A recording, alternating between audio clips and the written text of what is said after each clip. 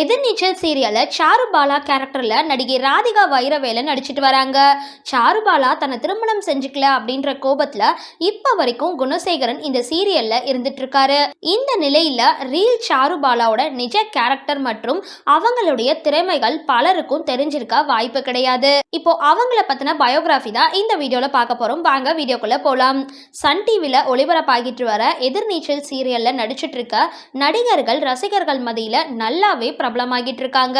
பல நடிகர்கள் இந்த சீரியல் மூலமா தான் முதல் முறையா சின்ன திரையில அடி எடுத்து வச்சிருக்காங்க.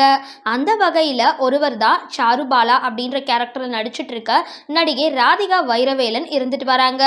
இவங்க ஒரு நடிகையா தன்னுடைய பயணத்தை தொடங்குறதுக்கு முன்னாடி ஒரு பரதநாட்டிய கலைஞராகவும் தன்னுடைய திறமைய வெளியே கொண்டு வந்திருக்காங்க.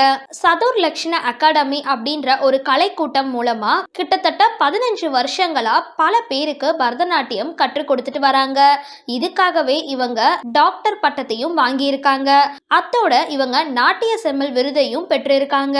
இவங்க ஒரு மேடையில பார்த்த கலா மாஸ்டர் இவங்க கிட்ட போயிட்டு உங்களோட பரதநாட்டியம் பார்த்து நான் ரொம்பவே மகிழ்ச்சியா இருக்கிறேன், வியந்து போயிட்டேன் அப்படின்லாம் பெருமையா பாராட்டினாங்களாம். அதுக்கப்புறம் கலா மாஸ்டர் சினிமால நுழையறதுக்கு அப்புறம் என்னுடைய பரதநாட்டியத்தை நான் மறந்துட்டேன் அப்படின்னு சொன்னாங்களாம். உங்களுடைய பரதநாட்டியத்தை பார்க்கும்போது எனக்கு திரும்பவும் பரதநாட்டியம் ஆடணும் அப்படின்ற ஆசை இருக்கு, ஆனா எனக்கு இப்போ மறந்து போச்சு, திரும்பவும் நீங்க எனக்கு சொல்லித்தர முடியுமா அப்படின்னு கேட்டதா இவங்க சில பேட்டிகள்லையும் சொல்லியிருக்காங்க.